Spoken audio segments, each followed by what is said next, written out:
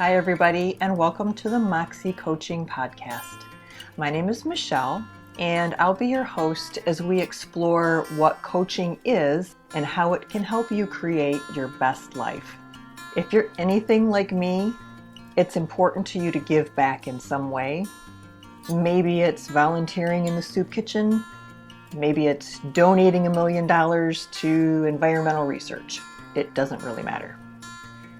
I started coaching and podcasting because I'm just one person who can only do so much alone. And I realized that through coaching and through podcasting, I could help and support those of you who want to do good works and exponentially increase the amount of good that I'm able to do. So if this sounds like you, please be sure to like and subscribe, and I look forward to seeing you soon. Be well.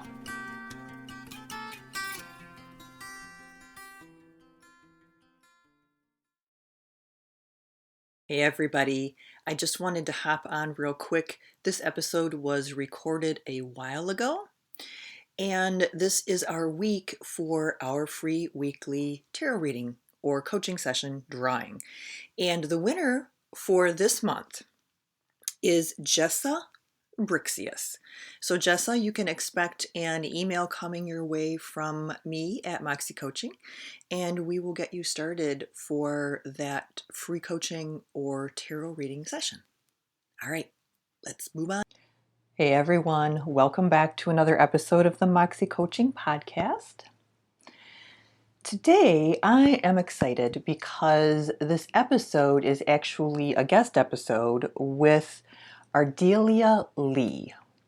And Ardelia is a human design specialist. I discovered human design about 6 months ago and have just been fascinated by it and found that it really gave me a lot of insight into how I am intended to operate, so to speak. And it's been very enlightening, and in a lot of ways it has given me permission to relax into the type of person I am and not worry so much about trying to be something that I'm not.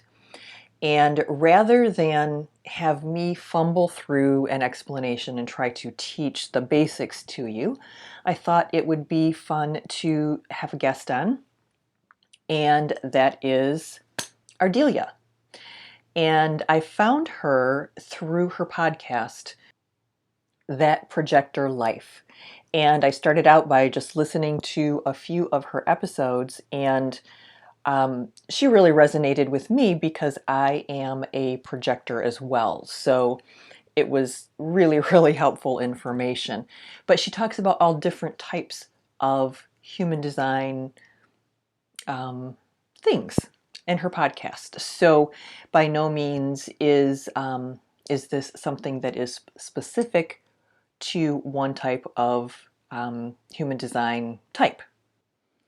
In this conversation, basically, I had a long list of questions that I wanted Ardelia to answer for you, just to give you a good, solid foundation for what human design is, how it can impact your life, and how you can use it to your own advantage. So let's go ahead and dive right in to this episode, Understanding Human Design, with Ardelia Lee. If you wanted to just get started by telling everybody who you are and all that good stuff. Awesome. Cool. All right. Well, hello, everyone. I am Ardelia Lee. I'm a human design projector, and I really enjoy sharing my journey. I like to kind of consider myself a guide, and I just share my journey and my experiences, my mistakes with everyone in the hopes of helping other people discover human design in their own unique way. Okay, great. Well, as I said in the intro, I discovered human design about 6 months ago and had been struggling to figure out why things weren't moving in the direction that I wanted them to go in the time frame that I wanted them to move. And I discovered that I am a human design projector. And digging into that, and I had a reading with Ardelia and just opened my eyes completely to why the heck things were the way they were. And from my perspective, I don't know about yours, Ardelia, but from my perspective, there have been times when it's really impacted my self-esteem where I feel like I know I'm working really hard. I know this and I know that, and I'm doing all of the right things. And why isn't it happening? So, and I'm not going to bore all of you. We won't get into my projector issues, but getting some information, getting some understanding of why has helped me immensely. So I wanted to bring Ardelia on so she can share with you what human design is, why it's useful, and sort of at least give you a taste and point you in the right direction should it be something that you would like to look into for yourself. So, can you, in a nutshell, give us an idea of what human design is? Yes, this is a big question because it's a big system. And kind of the best way that I can explain it is at its core, it is a kind of conglomeration, if you will, of several different like esoteric systems that come together to create an entirely new way of looking at and understanding humanity and how we operate. So it's got, human design has astrology, it's got the I Ching or the I Ching, it's got the Kabbalah and the chakras. And those all come together to create the human design system. And that is essentially the blueprint for how our energy works best.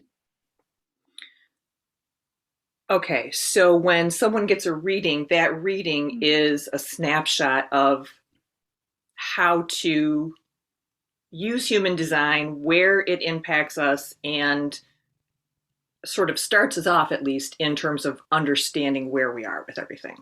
Yes. Okay. Yes.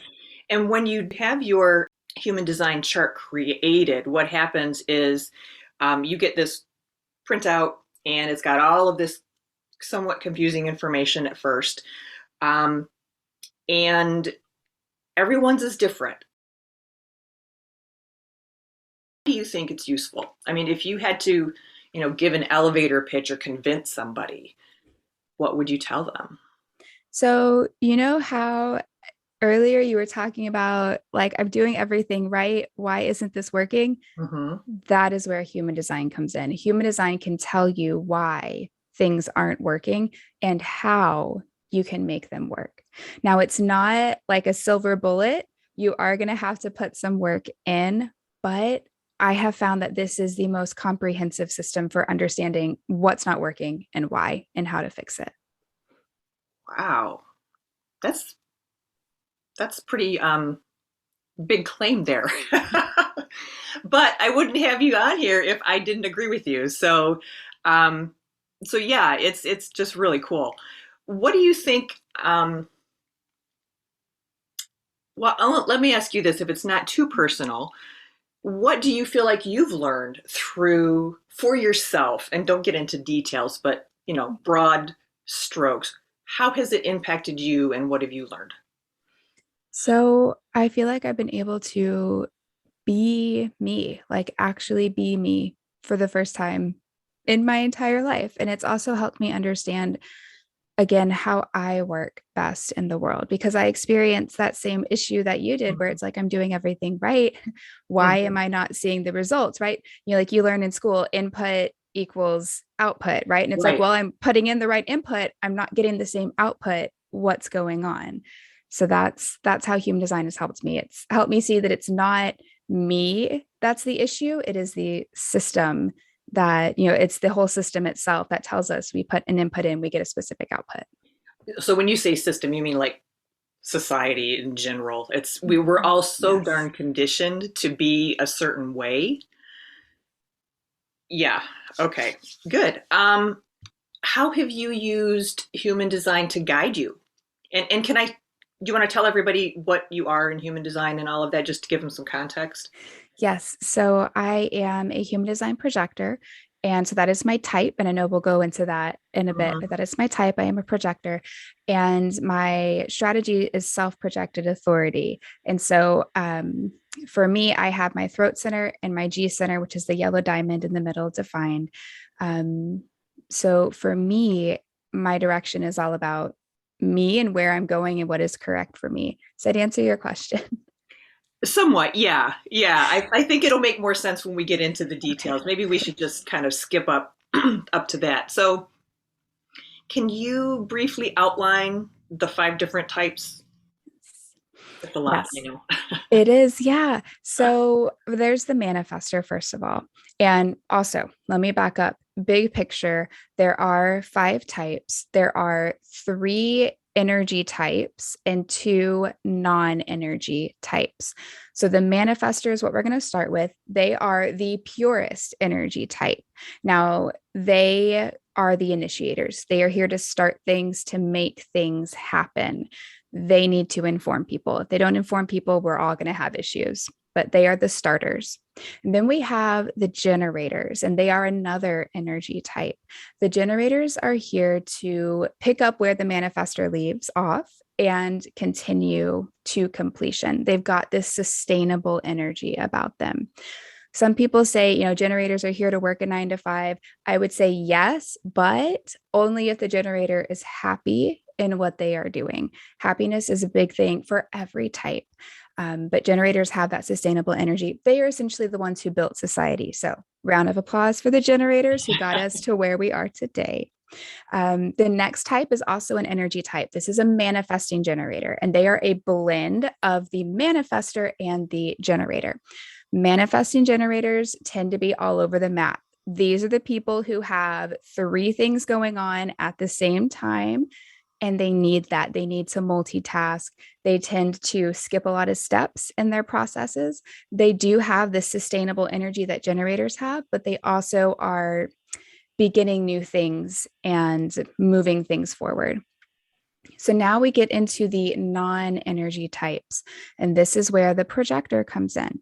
The projector is oftentimes people will say the guide. I like to think of projectors as like the air traffic controller. We are the ones who have this big picture vision, and we can help the other types use their energy well. Oftentimes, you think about projectors paired with generators because generators have that sustainable energy. Projectors can come along and be like, hey guys, you could use your energy really well in these places to make things more efficient. So that's really that role of the projector. Then we have the reflector, and the reflector is another non energy type. If you are a reflector, all 9 centers or shapes in the body graph will be white. And reflectors are about 1% of the population. Their job is really to be present in a community and to let us know what is not working. They tend to be really sensitive people. So they can tell when something is off in their environment or in their immediate surroundings. Ideally, the way that each of the 5 types would work together is we have the reflector telling us, okay, guys, I'm feeling okay. I think everything's going great. Let's carry on. And we've got the projector guiding people, being like, okay, you go over here and you can use your energy best here. You can go over here and do that. The generators are responding to like that guidance from projectors and using their energy. Manifesting generators also responding, but they have a little more leeway. They're like going here and there all over the place. And then we have the manifestor kind of on the outside of everything, initiating new projects and then handing them off to generators and projectors and manifesting generators and going on and starting a new one. I have never heard it described that way. That is like utopia, right? If we all if we all knew and were good with our human designs, the world would work much more smoothly, is what it sounds like. Yes, yes, it would. But the world right now is run by generators and manifestors and manifesting generators. So the projectors aren't always heard quite as much. Is that's kind of what it feels like to me, that the projectors, um, yeah, their voices just aren't heard in the same way. Yep, yep. Interesting. Okay. Um, So, in that context, everybody or each of the types has a strategy. Can Mhm. you talk a little bit more about that? Yes. So the strategy is how your energy works best in the world. It is how you move through the world, meeting the least amount of resistance. And each human design type has its own strategy, its own way of operating best. So if you are a manifester, your strategy is going to say inform. Now, that can be really hard for manifestors because they tend to move so quickly. But manifestors, if you are able to inform people, it's going to make your life easier. It's going to make their life easier. So if we think about like a manifestor husband who's going to go out, or a manifestor person is going to go out to the store and they don't tell the person they're living with. And so, they're out to the store, they're going running errands, they're just enjoying life. But then they get back home and the person's like, "Where were you? I was trying to call you. I had no idea where you were." All of that could have been avoided had the manifestor simply said, "Hey, I'm going to go to the store, get some coffee, run a few errands. I'll be back in a few hours." Like, perfect. That is all we need. And then there's the generator and the manifesting generator. I'm going to lump them together. So the generator needs to respond. And there is a sacral response because a generator, their defining features having that red sacral center defined. So they work in response. That sacral response tends to be a yes or no, uh-huh, uh-uh. So like, do you want to clean the house? Uh-uh. Okay, well, today is not a day we're going to clean the house. Ideally, generators need to respond to yes or no questions, oftentimes from an external source. So, if you are a generator, the best thing you can start doing is living in response and not pushing for things. Now, manifesting generators, they need to respond as well, but they have a two-part strategy. They need to respond like the generator. They also need to inform like the manifester because they are a blend of the manifester and the generator. But first and foremost, respond. So, manifesting generators, do you want to clean the house today? Uh-huh. All right, great. We have responded. What do we do next? We inform the people who live with us we're cleaning house today so they can make appropriate plans. Can either help or get out of the way. Next, we have the projector, and the projector strategy is to wait for the invitation. This can be really hard for projectors because oftentimes we are conditioned to go out and be manifestors, to initiate, to inform, and to just do. And that doesn't work. So projectors need to wait for an invitation, wait for that recognition and invitation. And then once you get the invitation, decide if it's right for you and either accept it or continue waiting. And then we have the reflector, and the reflector strategy is to wait 28 days because reflectors are lunar beings. They have no center definition in their charts. So they have to wait as the moon moves through each of the 64 gates of the I Ching. And that takes about 28 and a half days. So for the reflector, their strategy is wait about 28 and a half days before they make any really big decisions in life. Okay. So that brings up my next question, which is, and you may tell me that this depends on who is doing your reading. How literally are people supposed to be taking their strategies? Because, and I'm sure you hear this every time you do one of these, 28 days, really? I mean, life's going to pass me by if I wait 28 days. So how literally do you suggest people take that? So, this is really where the experimental part of human design comes in. For me personally, when it comes to big things, since I am a projector, I want an invitation. So, like one of the areas where projectors really need invitations is moving. So, if I were looking to move somewhere, I'm going to need an invitation before I do that. Now, that gets into like, what do invitations look I was going like? to say exactly, exactly. Yes. And again, this is where the experiment comes in. I have had projectors say, I moved halfway across the world and I didn't have anybody invite me. I just felt like I needed to be in that spot. I felt a pull, or a gentle push. And it's like, okay, so in that instance, you were listening to your energy. And at that point, you didn't need an invitation. It could be that that pull or that push you were feeling was the invitation. So I would say definitely experiment with things. And, if you're like, okay, I want to wait to see if I actually get an invitation from somebody and then see how that goes versus, okay, I'm going to wait until like I feel the energy moving in that direction and see how things go at that point. The big thing for all types is not pushing. We don't want to push because the moment we start pushing, especially for projectors and reflectors, things tend to go not well. I concur. Okay, that's okay.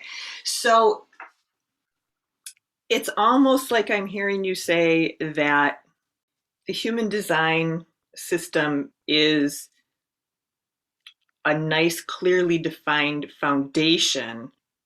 And as we grow as human beings and we get more in touch with our intuition and what's the word I'm looking for? Um, Decondition ourselves a little bit, then we are listening to our intuition. There's more of a balance there. Is that accurate? Yes. Yes. Really, human design is about you becoming aware of your unique energy and how it works and what that looks like for you. Because Mm-hmm. you and I are both projectors, but we Mm-hmm. operate differently and we have different energy. Right. So, I can sit here and make these like blanket statements, which are helpful, especially in the beginning for Mm-hmm. projectors to wait for an invitation. But the way you do that and the way I do that could look completely different because we have that different energy. Okay. Yeah, I wanted people to understand that because I'm a person who, I mean, I love a good system, right? I mean, you give me something, it can be the most out there woo woo thing in the world, but if you got a system, I'm in. Mm. And so I do absolutely like that about human design and astrology and the tarot, all of those things. But what I was resisting was the the rigidity, or what I perceived as the rigidity of the system. And so I want people to have a little better feel for that, if you want to speak to that. Yes. So there are, and I would say this is just like organized religion, just like, I mean, this comes up in astrology and tarot as well. Within any system, you're going to have a range of beliefs and ideas. And so there are some people inside the human design community who are really rigid. They're very like dogmatic almost, where it's like, if this information did not come from Ra Uru, the founder of the human design system, then we just outright reject it. So, for me, the way my design works is I have to live through my experiences and I have to share through my experiences. So I feel like my contribution to the human design system is me saying, hey guys, I did this and it worked, and I did this and it didn't work. So I am contributing my own information, my own experiences to that human design system. I think ultimately, in my view, human design is a living system. And it is here to evolve and to grow as more and more people experiment with it. I Mm-hmm. mean, it's so cool to have all these different viewpoints and experiences because you will experience human design differently than I will because we're two different people with two different designs. And we each have value to bring through our experiences. So I would say for me, I view human design as a flexible system where it's like, take what resonates. And if something doesn't resonate, that's okay. But there definitely are people who would vehemently disagree and be like, no, no, no, no, no, you are wrong. So Okay. just be aware. No, that's good to know, because that is exactly the same thing that I will say about the tarot. There are the traditionalists who, go by the book and it's very clear cut. It's almost like a mathematical system, as opposed to anything that is more body based, somatic, intuitive, all of those kinds of things. So it's interesting to me because the human design has sort of been blended with the rest of my practices. I've blended it with my yoga and my meditation and all of those things. And so it's just been a really nice tool to have in my toolbox, I guess is the best way to put that. So can you give us any success stories? Have you worked with people or do you know of anybody who's just really been the exemplar of, enjoying the benefits of human design? So I don't, off the top of my head, and I thought about this earlier and I was like, there's nothing, but Sure. I have a very dear friend who actually introduced me to human design, and she's a manifesting generator. And I looked at her design and she is living it, like, and she's been working on it, so she is aware that she is a manifesting generator. She's aware that she's got all of this energy there and she's living it. And she has said for years, she's like, my business in numbers wise should not be supporting me the way it is, because in all, because she's got a marketing background, and she's like, so she's really good with the numbers, and she knows how many people she needs to do whatever, what have you, by those marketing standards. Hmm. And she looks at her business and she's like, by marketing standards, my business should not be supporting me like it is, but it's doing that. And I'm like, well, yes, because it's here in your design and you're living your design and you are reaping those benefits and those rewards. And I think for everybody, really, the key to human design, or the best thing that human design allows you to do, is really be you and to figure out who you are and then to play with that and go forth. I like that. Can you share your story, your personal story? I've listened to a number of your podcast episodes, so I have a feeling for it. But can you share your journey and how you use it for yourself today? Yes. So I found human design through Kristen Jett, who's my Manny-Gen friend. And she was my mentor back in 2017, the end of 2017. So I was running one of many iterations of my failed online business. And I was trying and failing at that time to launch a mastermind to coach other online business owners.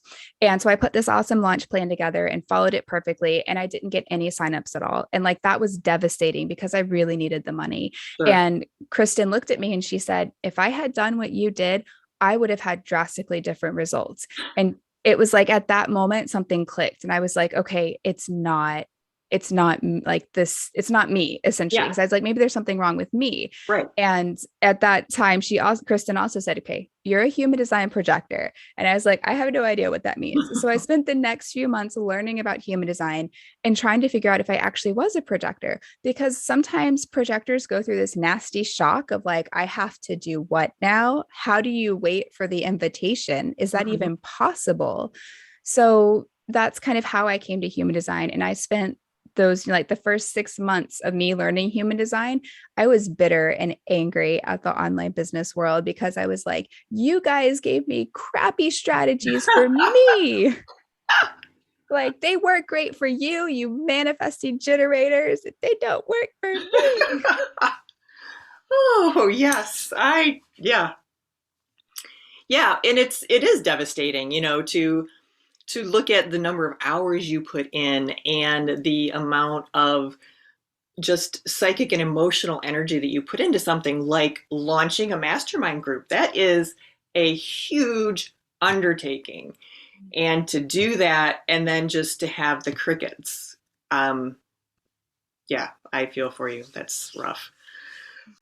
So when you shifted then, so you learned about human design, you started integrating it into your life. How has your business changed?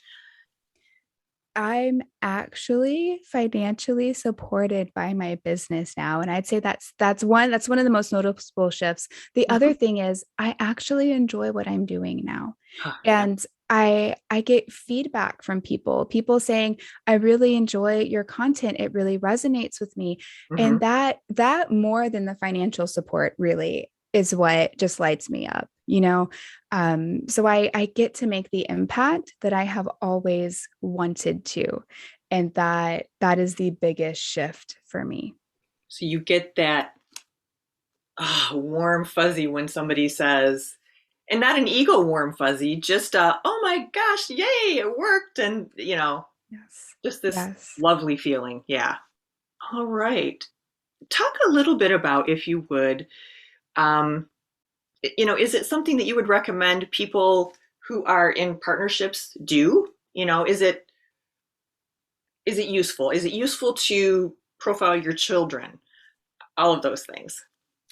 I would say yes. I would definitely say yes. Because, and here's, I'll pull from my life. I have two girls, 8 and 6, and my oldest is a manifester and my youngest is a generator. And they operate so differently. My manifester has to inform or ask permission since she's a child. I'm like, okay, I need you to ask permission or let me know what you're doing so Hmm. I can help you, support you, make sure you're safe. And then for my generator, I have her respond, are you hungry? Do you want to eat now? Can you clean your room? And then she can respond to that. And it's just been really helpful also understanding them and how they operate and why things are so different. My manifester struggles with anger a lot, and that is pretty common in manifester kids. For manifestors, if they are not aligned, if they're not in their energy, they're going to be angry. And because she is a manifester, she often struggles with anger.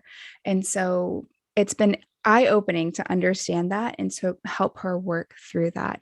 But also, from like a projector perspective, if you get your chart and your partner's chart and you're like, oh my gosh, I'm a generator, my partner's a projector, you need to understand that your partner as a projector is not going to have as much energy as you do, that your partner's not lazy. That's why they're always draped over the couch, is because they're exhausted. So it really allows us to support each other in the way we need to be supported. Oh, I like that. That's a good point, though. Can you talk a little bit about it's like as you go down the scale in terms of the largest number to the smallest number, where we've got reflectors that are just 1 or 2%. Is it my imagination that the energy level is sort of concurrent with the number of people, or no? No, not quite, not Okay. quite. So manifesting generators, they're about 35% of the population. They're going to have the most energy because they are the manifestor and generator type. Then we've got generators who are, again, about 35% of the population. They're going to have a little less energy than manifesting generators, but they've still got that sacral energy to pull from, that sustainable in response energy. And then we have manifestors because they are the pure energy type, but they don't have a sacral center. So manifestors have the energy to start things, but they are going to tire out before the generator does. Then we've got the projector, which is about 20%, and manifestors are about 8%, 7 to 8% of the population. And the projectors are about 20%, and they do have some energy. And depending on which centers projectors have defined, they will have more energy than other projectors. So then there's projectors, and then we have reflectors who have no centers defined. Okay. And what's the energy level of the reflectors then, just in general? Or is it just not an issue at all? Not a thing? I would say their energy levels are probably going to depend on what the human design weather is like. So, what is going on in the stars? How we have astrological transits, there are Hmm. human design transits as well. And projectors, more so than any other type, are going to very deeply feel those human design transits. So, there could be a transit where like their sacral center is defined. So, during that time, they're going to feel more energized. Whereas when the transit is a projector energy, they won't have that sacral energy to kind of tap into. Oh, wow. Okay. Wow. Just so many questions, and I don't want to overwhelm people. We've already talked about a lot of things. Is there anything that we haven't talked about that you feel would maybe help clarify? What have I missed in terms of my questions that people need to know?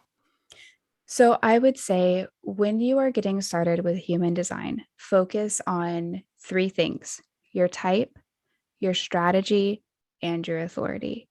Those are the three big things. And really, type is just like, it's just a label, right? So like you are a projector or you are Mhm. a manifester.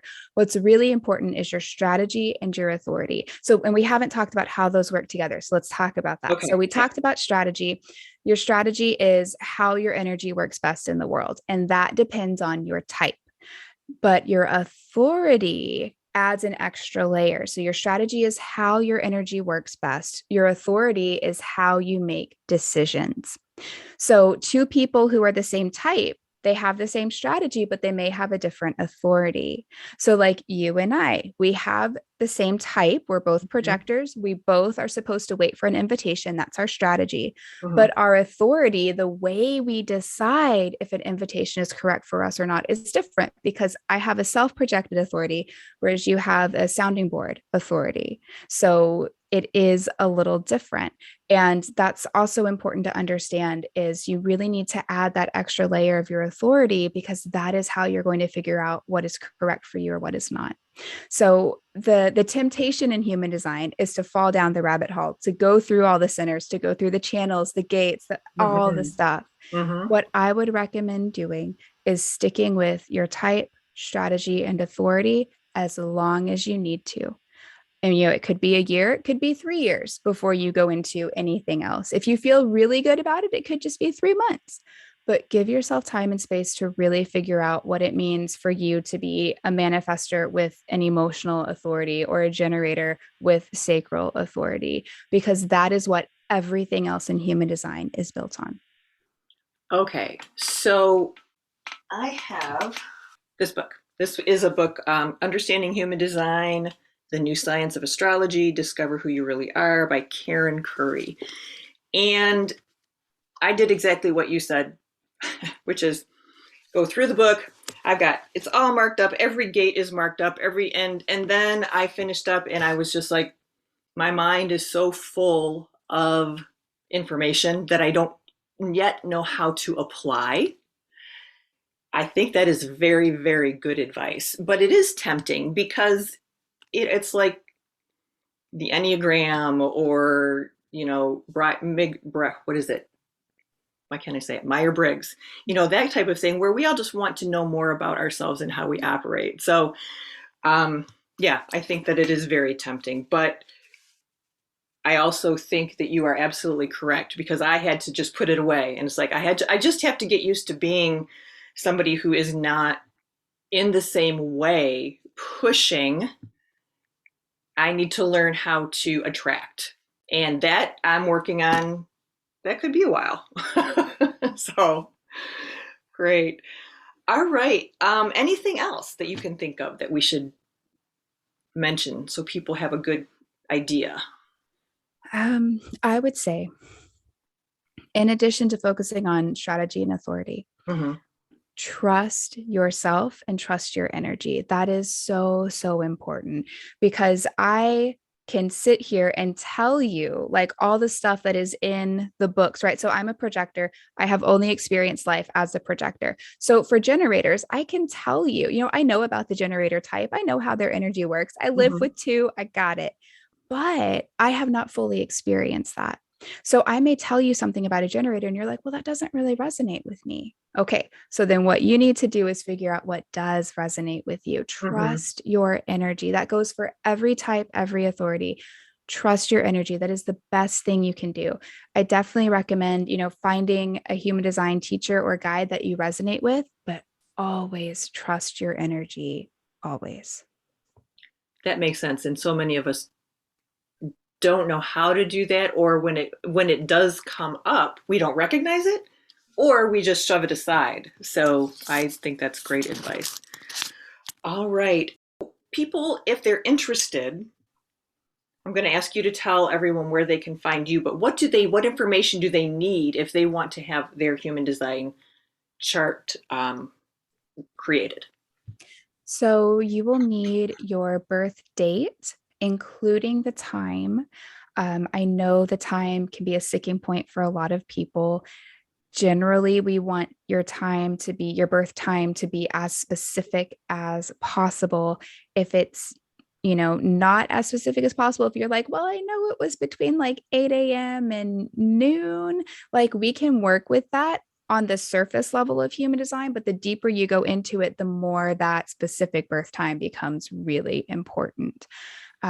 So try to get that specific birth time. And we also need to know that birthplace. And then once you've got that birth date, time, and place, that's all you need to get your human design chart. And you can create your chart for free. So there are a few different places to do that. You can go to jovianarchive.com, and that is like one of the official human design resources. And you can create your chart there. You can also go to mybodygraph.com, which is also run by Jovian Archive. It's just like a different platform for creating your chart. You do need to create an account on My Body Graph. It is free. So, and you can create a ton of charts there. So that's where I started when I wanted to create my chart and my family members' charts. And it's just really nice to have a place to view all those charts. So those are the two places where you can get free charts. And that's the information you need to do so. All right. And then how can people, well, let me back up before I tell people how to find you. What exactly, you are a human design consultant, coach. Can you define a little bit more? I know. Probably not. I found out recently I have no definition in my G center mentally. So Oh, when no. I'm asked to actually think about who I am and define myself, I'm like, I can't do it. So I get it. I tend to go with guide because that is what resonates most with me. Okay. And you are a guide who will work with people to understand their own personal human design. And what about business coaching? Why am I thinking that there's business coaching, that kind of all works together? So I do have some clients who have businesses, and I've worked with projectors in the Okay. past who have businesses because they've Okay. been like, I want to start a business or I have a business. How do I do that as a projector? Right. Do you have any groups that you manage that we should know about? Is there an Ardelia Lee Facebook group or? So I have the That Projector Life Facebook group, and that is at facebook.com/that projector life. And that is named after my podcast, which is the That Projector Life podcast. Great. So people will not have any trouble finding you. I hope not. Great, great. Well, I want to thank you so much, Ardelia. It's been a pleasure to talk to you a little bit more about it without me being completely the center of attention. And I think that people are really going to be interested in this. So we'll take it from there. That sounds awesome. Thank you so much for having me. Thank you so much. And that is the interview with Ardelia Lee about human design. If you have any interest at all in learning more about human design, I would highly recommend her podcast, That Projector Life. And she also has some great information on her website. So please do check her out, and you can learn about your type. All right, everyone, that's it for this episode. If you have not entered the drawing for a free reading and you would like to have a free reading, I invite you to head on over to the Moxxie Coaching website and sign up. And I will look forward to talking to you all next week. Have a good one. Bye-bye.